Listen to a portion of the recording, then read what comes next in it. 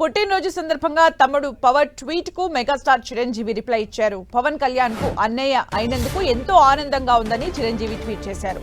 ప్రేమతో తమ్ముడు పంపిన బర్త్డే విషెస్ అందాయని, అందులోని ప్రతి మాట ప్రతి అక్షరం తన హృదయాన్ని తాకిందన్నారు. నన్ను చూసి నువ్వెంత గర్విస్తున్నావో, నీ విజయాల్ని నీ పోరాటాన్ని చూసి నేను అంతగా ఆస్వాదిస్తున్నానని పవన్ ట్వీట్ కు చిరంజీవి రిప్లై ఇచ్చారు. నీ వెంట కోట్లాది మంది జన సైనికులు ఉన్నారని, ఆ సైన్యాన్ని ఓ రాజువై నడిపించు, వారికి ఆశలకు కలలకు కొత్త శక్తినివ్వు అంటూ ట్వీట్ చేశారు. ఓ అన్నయ్యగా పవన్ కు ఎల్లప్పుడూ తన ఆశీర్వచనాలు ఉంటాయని, ప్రతి అడుగులోనూ పవన్ కళ్యాణ్ విజయం సాధించాలని ఆ భగవంతుని కోరుకుంటున్నట్లు చిరంజీవి తెలిపారు.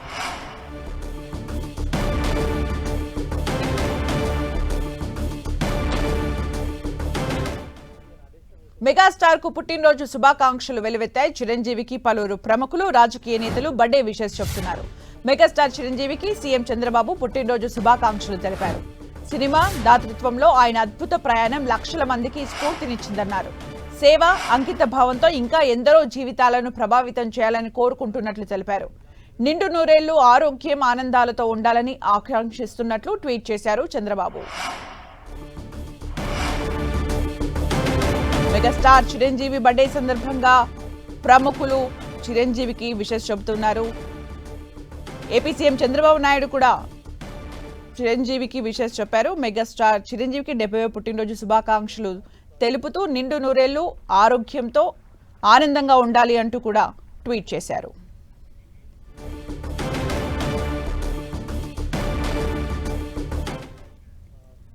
మెగాస్టార్ చిరంజీవి జన్మదిన వేడుకలు అంగరంగ వైభవంగా జరుగుతున్నాయి. చిరంజీవి పుట్టినరోజు వేడుకలను ఆయన సొంత జిల్లా అయిన పశ్చిమ గోదావరిలో అభిమానులు, చిన్ననాటి మిత్రులు గ్రాండ్ గా నిర్వహిస్తున్నారు. చిరంజీవి చిన్నతనంలో చేసిన చిలిపి చేష్టల్ని, నాయకత్వ లక్షణాలను ఆయన చిన్ననాటి మిత్రులు గుర్తు చేశారు. చిరంజీవి చిన్ననాటి మిత్రులు డాక్టర్ సత్యప్రసాద్ తో మా ప్రతినిధి శ్రీనివాస్ ఫేస్ టు ఫేస్.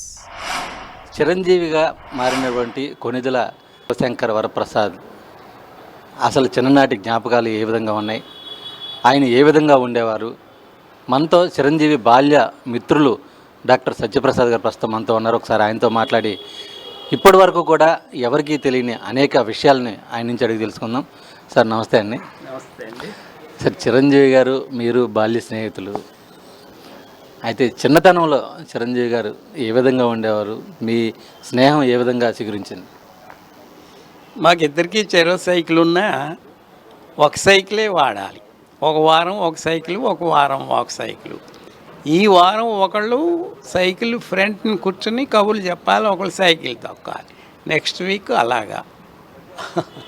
అది చాలామంది ఆశ్చర్యపోయారు అనమాట. ఈ పిల్లలు ఏంటి ఎప్పుడు కబుర్లు చెప్పుకుంటూ ఉంటారు అని. అక్కడ పాతకాలం దాటి ఒక నెయ్యి ఉండేది, అక్కడ చుట్టూ దాని మీద చిన్న దిమ్మలు ఉంటాయి. అక్కడ కూర్చొని ఒక అరగంట కబుర్లు, వెలిగి 24 గంటలు సరిపోమే, ఇలా కబుర్లు చెప్పుకుంటూనే ఉంటారు అనేవారు. అట్లా ఉండేది. ఇక కొణిదెల వెంకటరావు గారి ఇన్స్పిరేషన్ ఉంది కదా, ఆయన అసలు ఇది నాది అది నీది అని అనుకోకూడదని చెప్పారు మాకు చిన్నప్పుడే. ఫ్రెండ్స్ మనది మనది అనుకోవాలి, ఆ విధంగా జరిగేది. అయితే చాలా అల్లర్లు చేసేవాడు. ఎలాగంటే ఒకరోజు 4 ఆడవాళ్ళు వస్తున్నారు, మేము వెళ్తున్నాం. ఈ శంకర్బాబు ఏం చేశాడు, కుంటుకుంటూ నడుస్తుంటే అందులో పెద్దవాడు, పాపం పిల్లాడు ఎంత బాగున్నాడండి, కానీ దేవుడు ఏంటో ఇలా పెట్టాడు, అవతారం పెట్టాడు, కుంటుకుంటూ వెళ్తున్నాడు అని జాలిపడింది. సరే మేము వెళ్ళి వచ్చేస్తున్నాం, వాళ్ళు మళ్ళీ రిటర్న్ ఇటు వచ్చారు. ఇది మర్చిపోయి మామూలుగా నడిచేస్తాం. ఆరి పిల్లాడా ఎంత ఏడిపించాడు, నటించాడు అనమాట. అలాగా నిజంగా కుంటోడు కాదని ఆవిడ ఎంత ఆనందపడిపోయిందో.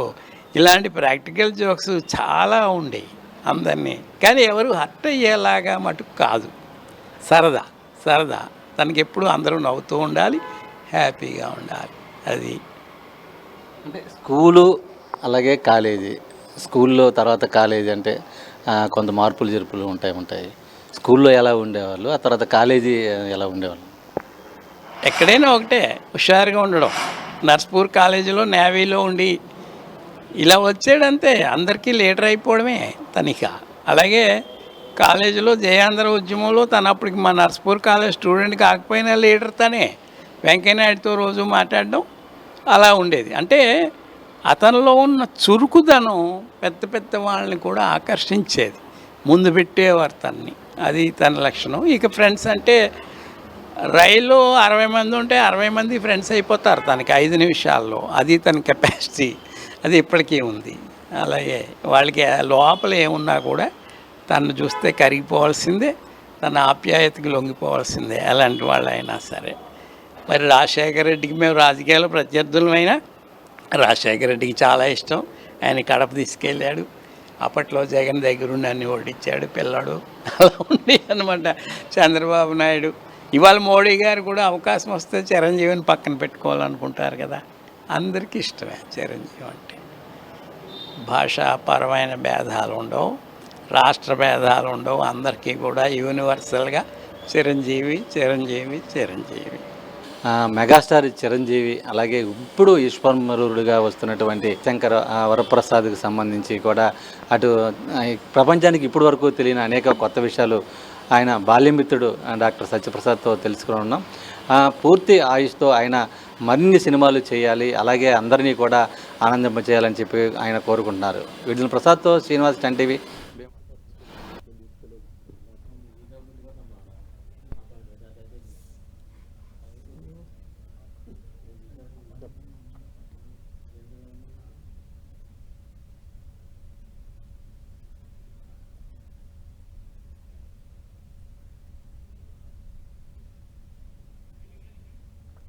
మెగాస్టార్ చిరంజీవి బర్త్డే సందర్భంగా ప్రముఖులు విశేష చెబుతూ ఉన్నారు చిరంజీవికి. చిరంజీవి చిన్ననాటి బాల్య స్నేహితులు కూడా మెగాస్టార్ చిరంజీవి బర్త్డేని అంగరంగ వైభవంగా సెలబ్రేట్ చేస్తున్నారు సొంతూరులో.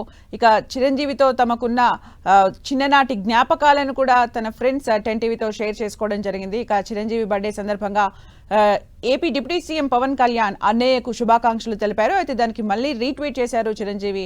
నీలాంటి తమ్ముడు ఉన్నందుకు ఎల్లవేళలా నీకు నా ఆశీర్వచనాలు ఉంటాయంటూ కూడా చిరంజీవి రీట్వీట్ చేశారు.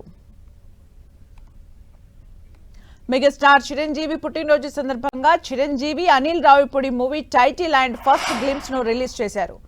మన శంకర వరప్రసాద్ గారు పండక్కి వస్తున్నారు అన్న టైటిల్ తో ఉన్న గ్లింప్స్ ఫ్యాన్స్ కు బర్త్డే గిఫ్ట్ గా అందించారు దర్శకుడు అనిల్ రావిపూడి. 2026 సంక్రాంతికి ఈ మూవీ ప్రేక్షకుల ముందుకు రానుంది.